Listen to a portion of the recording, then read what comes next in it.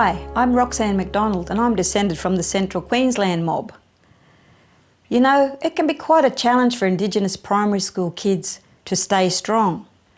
Many of them are disadvantaged from birth by poverty, poor health and nutrition, overcrowding or homelessness, and further stressed by the death of family members. These children need heaps of nurturing, encouragement and support. In this program, we'll show you some terrific ideas that have been developed to do just that. In South Australia, there's a project where the kids do the shopping, the cooking, and then serve the meal to their family and community. I'll just check. Sure. A big cheer. Chris Sarra in Queensland is passionate about keeping kids strong and confident in school. Hands up if you're Aboriginal in the room. Okay, hands up if you think that's a real deadly thing, even better. Rock and roll bottles! And talented musician Steve Berry educates and stimulates remote Indigenous students with music. If children come to school without breakfast and maybe they missed out on dinner the night before, they'll find it hard to concentrate in class. Nanga Kids Cafe is a program that links nutrition and health education with literacy and numeracy and gives them a good feed at the same time. The Nunga Kids Cafe is a nutrition education program for years 6, 7 children in Port Lincoln. It's mainly centred around food purchasing and food preparation and cooking the food and sharing the food with families. Port Lincoln is a regional town in South Australia based on Eyre Peninsula. It's a major sort of aquaculture and agricultural export town. The Nanga Kids Cafe arose from, I guess, an awareness from, as a dietitian, of the need to look at the prevention of illness in Aboriginal communities and working with kids. This one looks better than the other one. It also arose from a link with Aboriginal health workers who had the same feeling. The incidence of things like cardiovascular disease and diabetes and the premature death of Aboriginal people is one of the major health issues facing Australia. It's a huge level of inequity. I've got a strong belief that if we can look at lifestyle issues and the prevention of illness and work with kids, we're looking at a generational change to improve health outcomes. Ready to put blood on the strip, right? So what I'll do, I'll prick your finger, a little prick. And you notice there's high levels of sugar levels in that, and there was dental problems we come across in that, and we thought about it, you know, that this links to poor nutrition, that so we thought about providing education sessions in schools. So we linked up with Michael Manners, and I suppose from there that's when the Nunga Kids Cafe really started, I think. So they're the recipes for tomorrow, the chicken satay and then the fruity crumble. There are 4 organisations involved in this project and very deliberately. Port Lincoln Aboriginal Health Service, they've got the connection with the Aboriginal community. They know the kids, they know the families, they know the cultural backgrounds. They've got skills in communicating with their own community. Port Lincoln Health Service from a health perspective, and that's where I'm principally employed as a dietitian, so that's their involvement in there. The schools, because that's where the kids spend most of their time learning. And the Community House, which is an organisation that was set up about 10 years ago, specifically designed for educational activities for people with lower incomes. It's got a cafe, it's got a kitchen. So from our perspective, that was the ideal place to hold the program as well. What about the next one, Sachin? 4 bottles of 500 ml satay sauce. So if we've got 6 apples and we double that, how many apples is that? 12. Yeah. With the key health worker having an education background, we've had a deliberate focus on literacy and numeracy. So as part of, for example, shopping for the day's menu, 8 sticks celery. there's a key focus on in mathematics. Right, you got 12 in here, Odette, you need another 12. And our testing is showing an increase in higher achievement. Those that aren't achieving national benchmarks have actually significantly increased in their scores. So see if you can choose the one that's the best price. What are we looking for? Desiccated coconut. You know, literacy and numeracy are keys to health as well, because there's a clear relationship between lower socio-economic and lower educational outcomes and poorer health outcomes. The program is organised in such a way that a group of children will come once a fortnight. So the very first session is looking at the community house and feeling comfortable with the way the community house is laid out and learning where things are, opening the cupboards and seeing where the equipment is. And we need a tablespoon, a vegetable peeler and a wooden spoon. Second session, a fortnight after that, the kids do cooking just for themselves. So they practice working in teams and they're talked about teamwork and the importance of working together. Cool and cold fruit sliced thinly. Then you can chop that up. And then the last 3 sessions are where we invite the parents and the guest speaker. So that's when the work goes up and the quality goes up, but the fun is there as well. How many tablespoons of margarine do we need? 3. Well done, 3. 1.5 by 2 is 3. Okay, let's go to the kitchen. Now, I'll get it ready for you, right? So what I'm going to do... I'm supposed to take the chicken skin off to reduce the fat. Well, it is off. First we go and buy the food and then we run through the instructions of how to cook it and the utensils. Sprinkle topping over the fruit. And then after it's all done, usually when we're cooking dessert, when it's in the oven, we usually set the tables and put the cutlery out, and then we just serve it up. It feels really pleasing because you know you've done it yourself, and yeah, you just feel really happy. They're learning skills, lifestyle skills, you know, when they go out on their own. They get the nutritional value, you know, different foods to eat. No, Renathan's enjoyed it very much. Cooperative learning is really essential, and you know, if you look back at traditional cultures, they had to cooperate to live. You know, you couldn't have this sense of individualism or competitiveness, and our education system predominantly is around competition and competing against each other and getting the best results for an individual and not sharing. Whereas if you look at successful communities, it's all about sharing. It's a hard thing to get across sometimes, but I think through cooking and through this experience, it's a really important message to keep passing on. Chicken satay! Chicken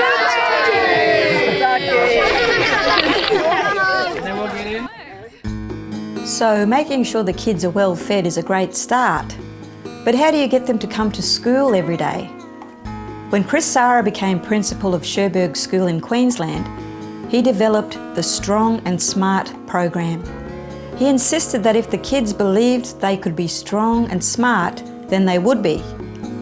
It's very much the negative stereotype. When we talk about Aboriginal children in schools, it's chronic non-attenders, chronic underachievers, a little bit aggressive, very much disengaged, all of these kinds of things that are very much a stereotype that exists.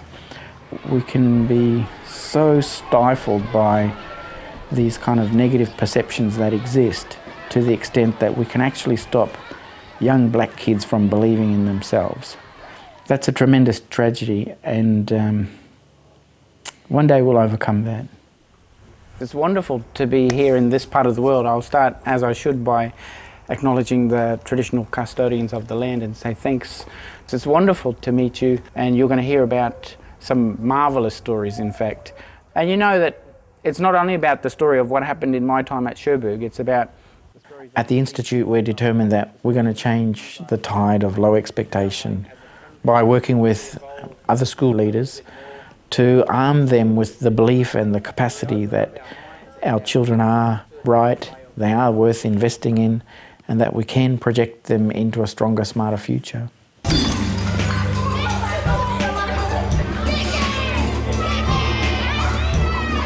The first couple of weeks here, there were children literally running up and down on top of the two-storey buildings, and there was no pride in the school. There was no sense of this is our school and we love our school and this is where we come to learn. There was none of that, and that had to change.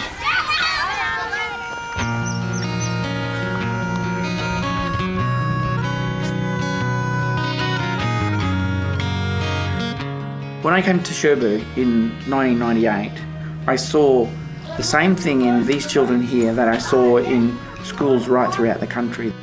I don't care if your mum let you stay home. I don't let you stay home and get to school. I listened to teachers explain to me why children were failing so dismally and why they weren't coming to school. And they'd say things like, the parents don't value education, the kids don't value education, all of these kinds of things. And every time we discussed or we looked for reasons, we were pointing the finger outwards. And this didn't make sense to me because we didn't have any control over what was happening outside the school gate. We had to be intent on focusing on the things that we did control and being the best that we could be at that.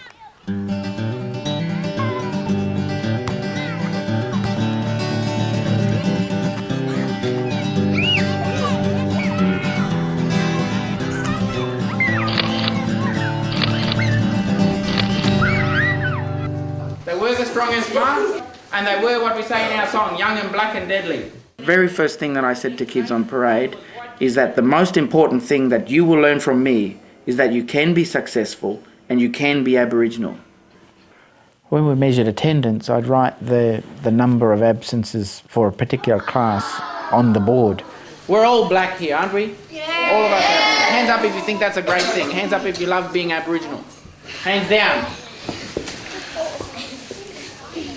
If we're all Aboriginal in here, which we are, that doesn't mean that we have to be at the bottom.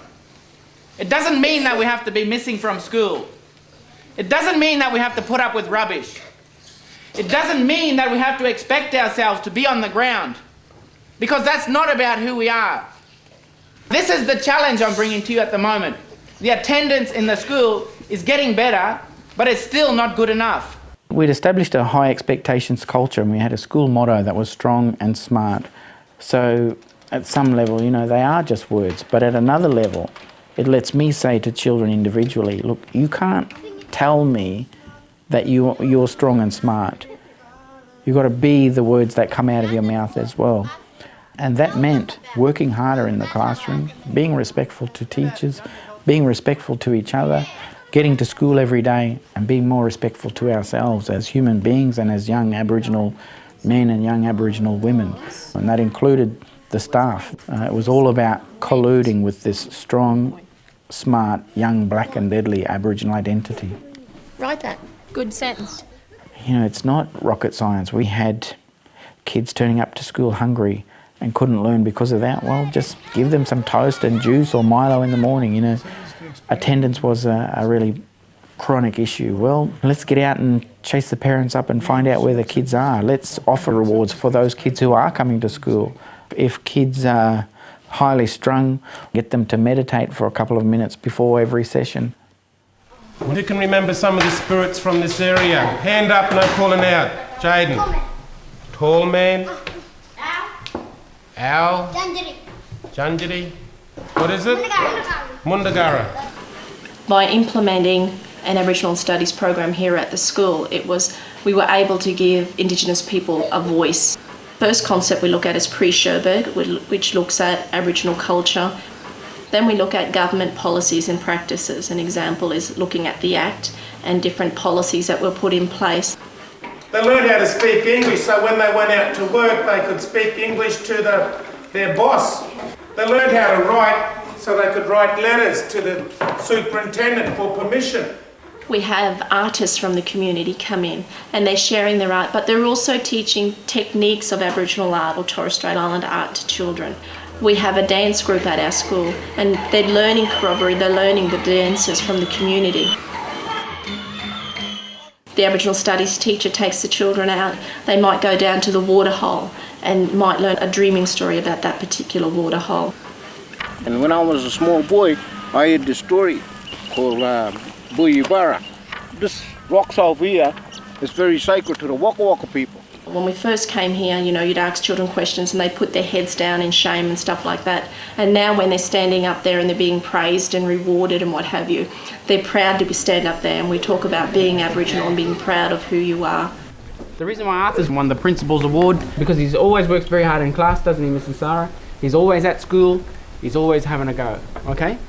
So a big, big cheer for Arthur for being strong and smart. We've got to give these kids one place in their lives that has structure, that has a positive kind of love and warmth, where there is high expectations, where kids can predict what's going to happen, you know, where they know that if they act positively, there's going to be rewards for that, and if they act negatively, there's going to be a consequence for that. So it's about controlling the things that we do and being excellent at that. Ladies and gentlemen, special guests. In fact, it's nice to know that through the work that we've done at the Institute, trying to spread this high expectations agenda and this stronger, smarter message, that, you know, there's schools across the country that are doing great things, and the plan is to get more and more schools influenced by what they're doing. So there's a critical mass of schools doing great things in Indigenous education, to the extent that that's just the normal thing, you know, that's just how it should be. Okay, upper school, how many unexplained absences? Well done, guys. Thanks very much. That's what I'm talking about when I say strong and smart. We get the unexplained absences down to 0. We make sure we get the notes back if we're away. We make sure that we're at school and not staying at home just because we feel slack. All right? In upper school, thanks for being strong and smart. Creating better conditions in Aboriginal communities is everybody's business. You know, if you're a policeman sent to a community, if you're a health worker working in a community, or a teacher working in an Aboriginal community, we've got to purge any sort of mindset that second rate is somehow good enough. And when more people stop accepting that, then hopefully we'll see the sort of change that we deserve. We know that if we provide a strong cultural identity for Aboriginal and Torres Strait Islander kids, we can reinforce their pride and resilience. Their natural ability to use imagery, creativity and imagination makes Music Outback a rich cultural and educational experience for the kids in remote communities.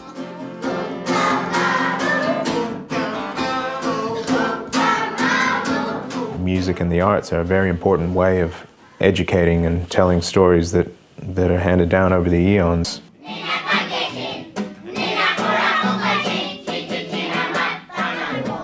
Often there might only be a single teacher, 10 to 15 kids in the school at some of the remote communities, and it's rare that those teachers have music skills or the broad set of skills that most of our kids grow up having great access to. We're able to bring in highly skilled musician educators, and so that sort of personality has something about it that actually fits well out there in the bush, engaging kids in really fun, creative processes that give them a forum for telling their own stories and developing their own sort of cultural expression as well. We tend to go back to schools every school term for an intensive period of time, you know, a week or 2 weeks every term with the same people.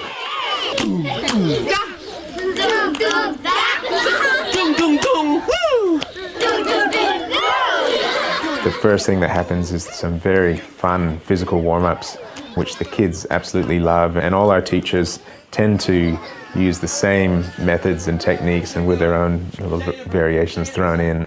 So it's a way to immediately get the kids engaged. It's fun, it's different to what normally goes on in the classroom. I was thinking if we could write 2 more verses, it would be really good. Songwriting really is the core of the program, and writing songs that come from these kids and that tell the stories of these kids' lives. Of course, they're speaking the local language, they're local people.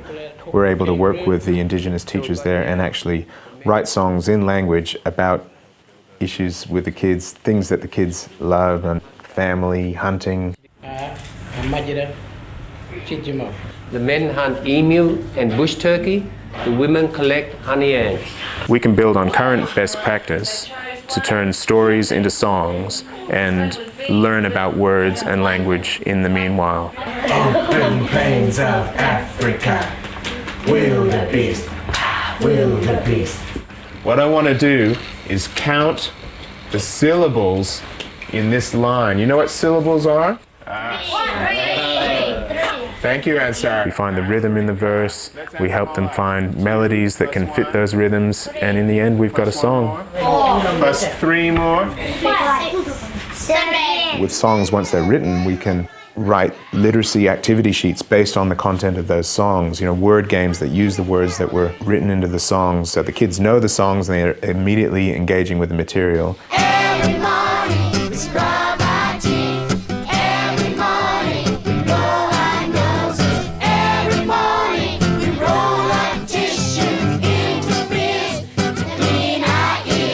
Having a means of communicating health issues in the first place is extremely important. So we would write songs exactly about that. We wash our hands with soap and water. Remember to turn the tap off. So when there's a repertoire of songs that are built up, after that warm-up, the kids, they just calling out, sing family song, bush sports, and we could sit there for an hour just singing the songs.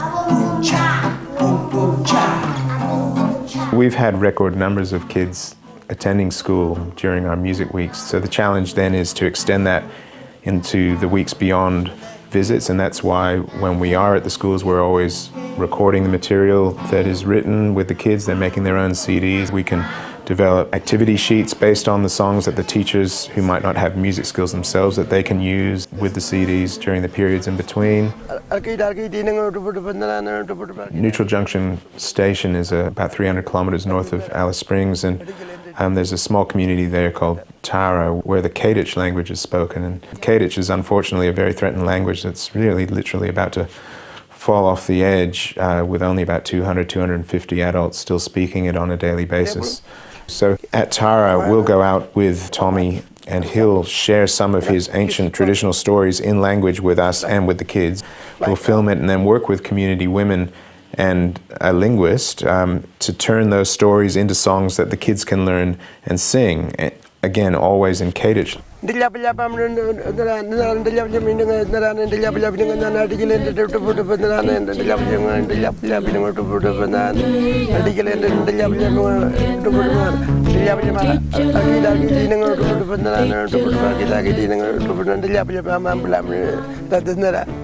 First time I played that to Tommy, he was just absolutely over the moon about it. Places where we've been going for many years, we get there, the Indigenous teachers sort of bail us up saying, look, we've got all these words for this song that we've written in Walpuri, then here's the Amatra one, and then we want to do a health song as well, and da-da-da. And, they've already got the ball rolling there, and the kids are raring to go as well, especially when they contribute their ideas. Most of the schools that we work with have musical instruments now, and kids, they're playing when we're not there as well and developing skills. I think it's actually the great untapped career path for remote Indigenous kids is to become music educators. We like to use whatever resources are at hand, for instance with soft drink bottles. If you put a tire valve in the cap and pump them up with air, they all actually form different pitches as the bottle tightens with the air, and it's an instrument that you can make very cheaply, but it's a beautiful sound when you hit it with a stick.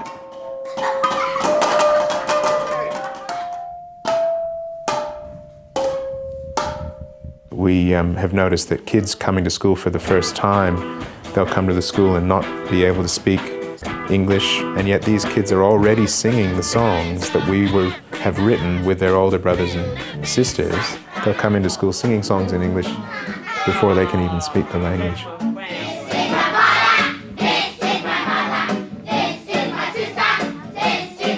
The first time we released the Tea Tree CD, for instance, every child got one in their Christmas stocking at the end of the year, and I heard independent reports that for months afterwards that music was just blasting out of every house in Tea Tree, even though it was all kids' songs, everyone was listening to it. We'll be singing in Tea Tree, singing, we'll be singing. We certainly have very happy faces, very powerful looking kids who are just really looking forward to what we're doing and have a great time doing it.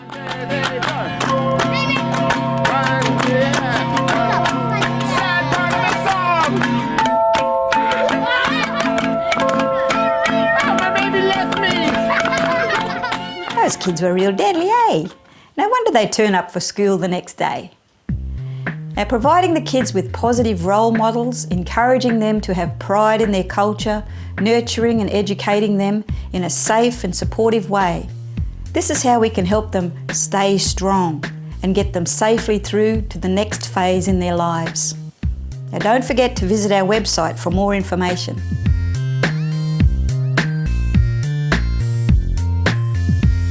Strong and deadly, you ain't gonna stop me. Strong and deadly, you ain't gonna beat me. Strong and deadly, you ain't gonna stop me. Strong and deadly, you ain't gonna beat me.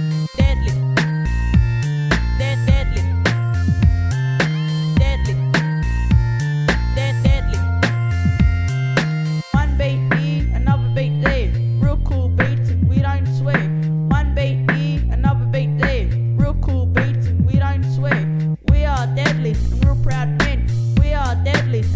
that man.